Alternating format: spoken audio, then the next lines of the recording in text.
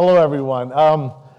Being that there's a lot of students out there, I'm sure you're looking at me and going, oh man, the principal even had to show up. I apologize, but when you're dealing with revolution, you do have to talk about education, especially today with you, the young folk. So the adults that are in the audience, I'm going to be talking with the students today. So take this back to your students with them. But right now, we really need to have a heart-to-heart conversation with our students. Students, my question to you today is, are you future ready? Let's watch this short video and see if anything comes to mind.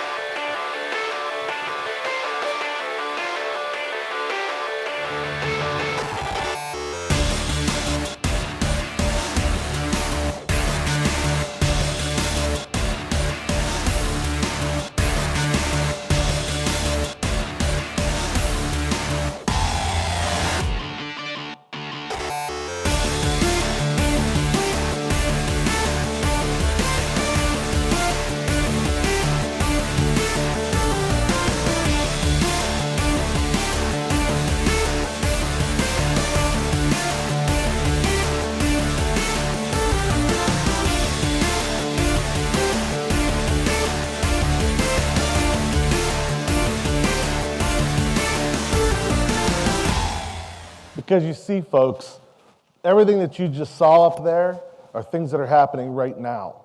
And what Mr. Raja had said earlier in terms of education being a fallback, I'm going to take that even one step further. I think we as students and as the adults need to look at an education revolution.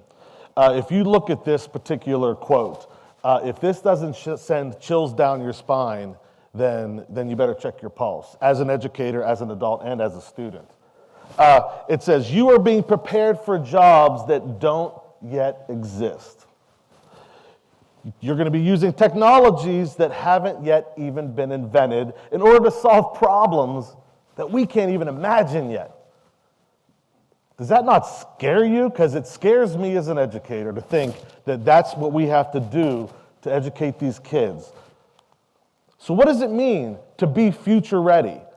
Because basically we're telling you that we need to prepare you and you need to prepare yourselves for the unknown. Because nobody knows what that's going to be. A futurist looks at and tries to predict what may be coming up in the future for you as students. And when they do that, they look at least 5 to 10 years out. Their predictions have to be based on research. They have to use experts to come up with these ideas. And then they come up with some predictions, possible, probable, preferable. And then there's always those ideas of outcomes with uncertainty and risk. But that's what you need to do, students. That's what you need to do. Because you need to be able to predict what could be going on 5, 10, 15, 20 years from now. And I know you've been spending today listening to all these wonderful speakers and entrepreneurs and these people that have created these amazing businesses. They were able to tap what could have been, the unknown to them. Or else maybe these robotics wouldn't be around, like the gentleman we just heard a moment ago. So as every student, my children included, they always say, why? Isn't that always the question you always hear, right? Students, you'd love to ask that. But why? Well, here's why. Because we don't look like this anymore. This was Pittsburgh how many years ago? This is the Industrial Revolution. This is why we're here today. This is why this whole day experience is called a revolution, because Pittsburgh used to be that. But now, Pittsburgh's no longer that way. Now, Pittsburgh is known for its robotics, known for its medicine, known for its big businesses. Pittsburgh has gone through the revolution. And that's why we need to be looking at this, because the future is so unpredictable. Look at this. This is pretty interesting too. The amount of internet users over the next well, from 2010 to 2020, for us now it's only 5 years, there are going to be 3 billion new minds on the internet, where they're going to be doing their research, and they're going to be coming up with new ways of doing things, and they're going to be creating new technologies. Students, there's your competition. Look what we went from, 23% to 66% of new minds out there tapping into that technology. That's why you need to be prepared. So what does it mean when we say you need to have 21st century skills? Folks, I'm here to tell you, and it's never real popular, but I'm here to tell you, in the classroom, sitting in that classroom, you may not be getting the skills that you necessarily need. And you've got to take it upon yourselves to get them. There's no excuses after you leave high school, after you leave college. There's not an entrepreneur here, I don't think, that would say to turn around and excuse their way into not becoming as quality as they are now. So what does it mean to have 21st century skills? Here's what I'm saying to you. You need to become the restless.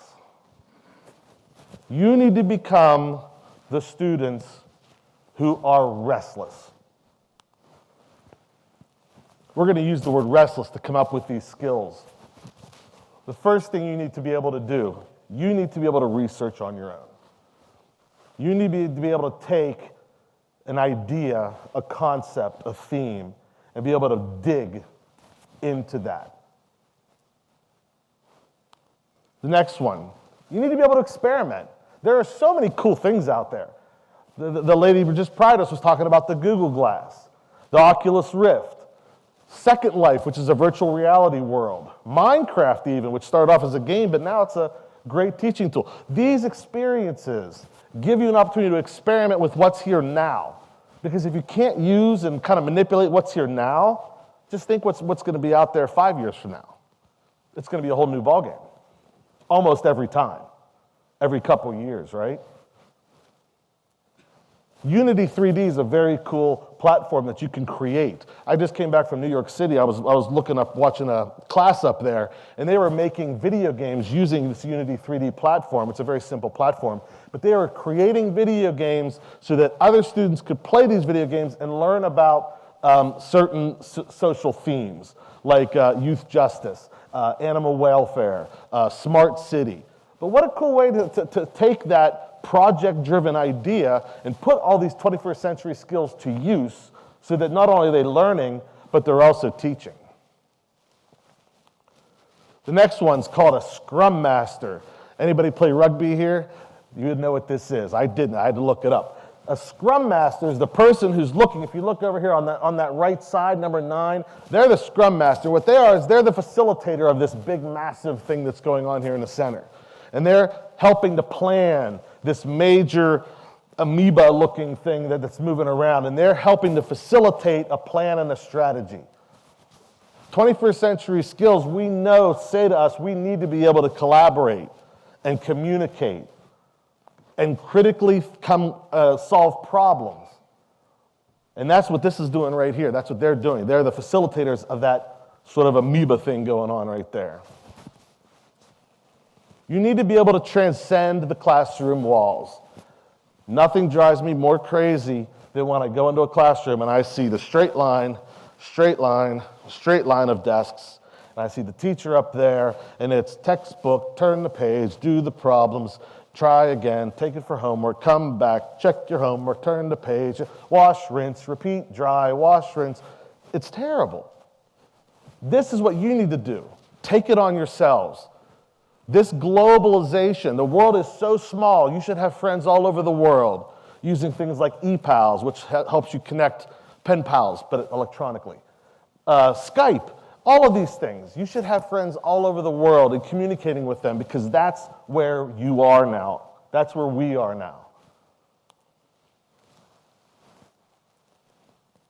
We need to be self-directed learners. Don't blame it on the system. Don't blame it on the teachers. You are individuals. You've got to be self-directed. And what better place for me to have this slide than right here where it says TEDxYouth at Shadyside.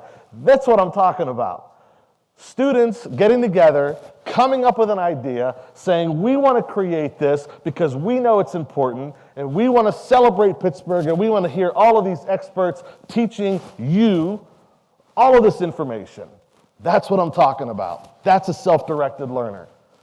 Those are 21st century ideas. Those are students that take an idea and say, we're going to make this happen. And they did. That's why we're here. Encourage change. Nobody likes change, folks. We know that. We understand that. But if you don't change, there's going to be problems. Change can be difficult, but not changing is fatal. Sort of the evolve or die thing, right? The dinosaurs really got that one good. We have to be willing to change. Change is happening so quickly in our world that if we don't stay on top of it, we're almost instantly behind. Speaking of change, and this being called a revolution, we talk about the revolution as being a radical change in society. But there's another word I want to share with you too, and that's called sedition. I do a video blog on YouTube with a colleague of mine called The Seditionists, where we talk about hot educational topics. Because what I want to challenge you today to do, this is my challenge to you, is I want you to become the seditionists and the revolutionaries. And I want you to be able to say that, yes, Pittsburgh went from an industrial revolution to what we are today, but we need to go one more step. We need an educational revolution. And I'm not talking about education reform. To me, reform just means you take the structure and you alter it a little bit. I'm talking about a transformation. Get rid of those classroom walls and let's go back to doing it the right way. And that may mean taking the entire educational system, chucking it up in the air and seeing how it lands. But that's what we need to do, folks. A friend of mine, Keith Reeves, wrote a wonderful book called Insurrection. And he talks about how every student needs that individualized education because you may not have the same interests or needs that you may have over there. But yet you could end up being in the exact same class, in the exact same row, looking at the exact same textbook. Doesn't work anymore. Not with the needs of these 21st century skills that we have to get into your system because we don't know what the future holds for you. Student scholar. A student is somebody who learns. You're a learner. You're usually being conducted by a teacher, and usually you're no longer a student at a certain point. A scholar is sort of a scholar forever. They like to share their knowledge. They like to research independently and share that knowledge out. They come up with new ideas. What I want you to be is a student scholar. I want you to be a learner who attains knowledge and is guided by others of his or her interest, and also takes immense interest in conducting his or her studies and research independently. A student scholar is a person who shares knowledge, ideas, findings, and results, and such, for the furtherance of more knowledge. That's what I need you to be. That's what we need here in Pittsburgh. We need it nationally. I would love to start it here in Pittsburgh. Let's start that education revolution with you out here. Because I could tell you're already doing so many wonderful things just by being here and wanting to learn. That's such a step in the right direction. So restless, that's what we're looking for. We're looking for you to be the restless. We want you to be able to research and experiment, be that Scrum Master, the facilitator, transcend your classroom walls, learn to be self-directed, encourage change, and be a student scholar. So how do we strengthen those skills? Now that we know what they are, how are we going to do that? There's two quotes I want to share with you right before we finish up with a couple ideas here, if this moves. There we go. Let's think about these two quotes. When you appreciate today's advances, can appropriately utilize what we have, and identify what it lacks, then you're in a future-ready mindset. We already have a set of really cool technologies out there. But now can we look at that and say, now what? And take it to that next step. That's a future-ready mindset. Being future-ready does not mean preparing for what the future may hold. Rather, it's a mindset focused on accepting and mastering the advances of today and thirsting for more. Ladies and gentlemen, students, you are in a wild and crazy time. You are sort of the Wild West of students in history because we don't know what your future holds. And they didn't know, when you think about it, going out to the West, pioneers. They had no idea what they were aiming for. We don't have any idea what you're aiming for because it just changes so quickly. Look at yourselves as pioneers. You can be the ones that make change in our educational system so that the students following you will have it a little bit easier. So how are we going to make these skills happen?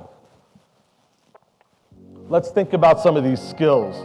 You got to make something original. Blog about ideas. Take an opportunity to go and visit a virtual world. Collaborate with somebody across the globe. Be original. Come up with a new land in Minecraft, Second Life. Find friends all over the world and have that opportunity to communicate with them. Be a leader. Be social.